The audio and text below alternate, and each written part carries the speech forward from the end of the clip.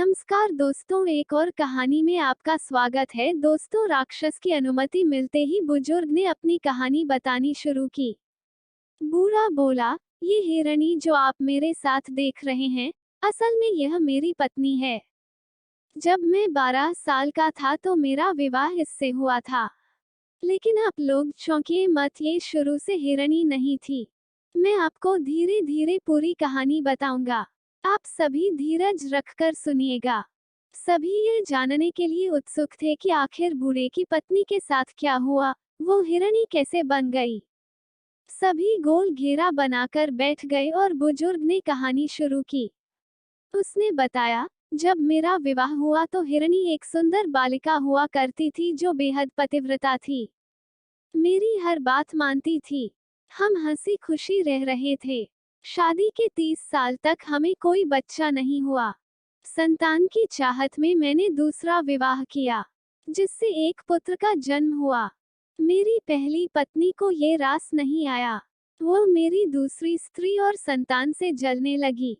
एक रोज मेरे न रहने पर उसने दोनों के साथ बहुत बुरा किया।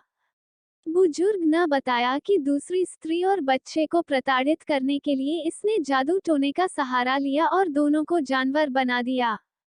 इसने मेरी दूसरी स्त्री को गाय बना दिया और बच्चे को बछड़ा बना दिया। मेरी अनुमति के बिना इसने उन दोनों को नौकर के हाथों में सौंप दिया। बुजुर्ग बोला, जब मैं घर लौटा और स्त्री बच्चे का हाल पूछा तो इसने मुझसे कहा कि स्त्री मर गई और बच्चा बिना बताए कहीं चला गया है। मैं मायूस हुआ। कुछ दिन तक खोजबीन की, फिर छोड़ दिया। कुछ महीनों बाद ईद का त्योहार आया और मेरी इच्छा हुई कि मैं पशु की बलि दूं। मैंने अपने नौकर को बुलाया और एक गाय को लाने के लिए कहा।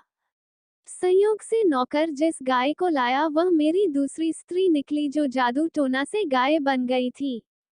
जब मैंने उसे बलि देने के लिए वेदी पर चढ़ाया तो वे दहाड़ने रोने लगी। उसकी आंखों से आंसू बहने लगे। गाय की ये हालत देखकर मुझे दया आ गई और मुझसे छुरी न चली। मैंने नौकर से कहा कि इसे ले जाओ और इस बार बछड़े को लेकर आना। नौकर आज्ञा मानकर चला गया और कुछ देर बाद एक हष्ट-पुष्ट को लेकर लौटा। विधि का विधान ऐसा हुआ कि जो बछड़ा आया वह मेरा पुत्र निकला। मुझे देखते ही वह मेरे पैरों में गिर पड़ा। मैं उसका व्यवहार समझ नहीं पाया, लेकिन अंदर ही अंदर मुझे उसे बछड़े के लिए पीड़ा होने लगी। मैंने नौकर से कहा, तू इस बछड़े को ले जा, मैं इसकी बलि नहीं दे पाऊंगा। इतने में मेरी पत्नी जिद पर अड़ गई और बछड़े की कुर्बानी के लिए कहने लगी। लेकिन मेरा मन इसके लिए तैयार नहीं हुआ और मैंने बलि देने का इरादा ही टाल दिया। अगले दिन सुबह सुबह नौकर मेरे पास आया। उसने मुझे बछड़े और गाय की असली पहचान बताई। सारी बात सुनकर मैं स्तब्ध रह गया। मैंने उससे कहा कि तुम मेरी पत्नी पर इतना बड़ा इल्जाम कैसे लगा सकते हो और मैं कैसे मान लूं कि तुम सच बोल रहे हो। नौकर ने कहा, मालिक, मेरी बेटी जादू टोने में कुशल है। उसने ही मुझे ये बात बताई है। आप मेरा भरोसा करें। तसल्ली करने के लिए बुजुर्ग बोला, मैं दोबारा उस गाय और बछड़े से मिलना चाहता हूँ। नौकर बोला, ठीक है मालिक, जैसा आप कहें। वो गाय और बछड़े के पास मुझे ले गया। मैं जैसे ही उन दोनों के करीब पहुंचा, दोनों दहाड़े मारकर रोने लगे। मैं उन्हें रोता देख नहीं पाया।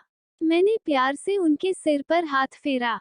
मुझे विश्वास हो गया कि ये दोनों मेरे अपने हैं।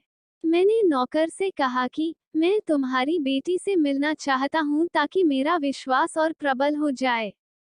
नौकर की बेटी ने मुझे प्रणाम किया और बोली, मैं आपकी पत्नी और बेटे को मनुष्य स्वरूप में वापस ले आऊंगी, लेकिन मेरी 2 शर्त हैं जो आपको माननी होगी।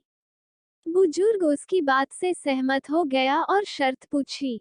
लड़की बोली, पहली कि आप अपने पुत्र का विवाह मेरे साथ कर देंगे और दूसरी ये कि जिसने आपकी पत्नी और बेटे का ये हाल किया आप उसे भी दंड देंगे।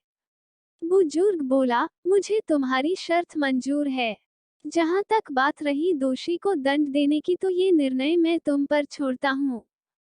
तुम उसके साथ जो करना चाहो कर सकती हो। लड़की ने बुजुर्ग का आभार किया और जादू टोना का सहारा लेकर गाय और बछड़े को पुराने स्वरूप में ला दिया। बुजुर्ग अपनी पत्नी और बच्चे को देखकर खुशी से फूला नहीं समा रहा था। सभी की आंखों में खुशी के आंसू थे। थोड़ी देर बाद बुजुर्ग अपने बेटे से बोला, पुत्र, मैंने इस लड़की को वचन दिया है कि मैं तुम्हारी शादी इससे कराऊंगा। तुम्हें इसे अपनाना होगा। पुत्र झट से पिता की बात मान गया। अब बारी थी दूसरी शर्त की।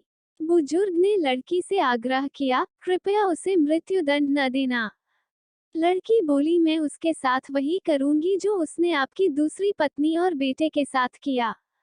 उसने मेरी पहली पत्नी को हिरणी का रूप दे दिया जो आज आप सभी के सामने है। सपरिवार हम हंसी खुशी जी रहे थे। लेकिन कुछ दिनों बाद ऐसी आफत आई कि मेरे पुत्र की वधू काल के गाल में समा गई। मेरा बेटा इस संताप को बर्दाश्त नहीं कर पा रहा था और एक रोज रात के अंधेरे में वह घर छोड़कर चला गया। इस बात का पता लगते ही मैं उसकी खोजबीन में लगा हूँ। बुजुर्ग बोला, तब से मैं और मेरी पत्नी हिरणी महीनों से अपने पुत्र की तलाश में भटक रहे हैं। दैत्य महाराज, अब आप ही बताइए, ये कहानी विचित्र है ना? दैत्यानी संकोच बोला, ये कहानी निसंदेह ही विचित्र है। अपने वादे अनुसार मैं इस व्यापारी के अपराध का 1/3 हिस्सा माफ करता हूँ। इतने में बगल में बैठ दूसरा बूढ़ा बोला, दैत्य महाराज, मैं भी आपको अपनी और अपने दोनों कुत्तों की कहानी सुनाना चाहता हूँ, लेकिन मेरी भी शर्त यही है कि आपको कहानी विचित्र लगी तो आप व्यापारी का 1/3 अपराध माफ कर देंगे। दैत्य बोला, अगर तुम्हारी कहानी पहली कहानी से ज्यादा विचित्र निकली तो मैं जरूर वैसा ही करूंगा जैसा तुम चाहते हो।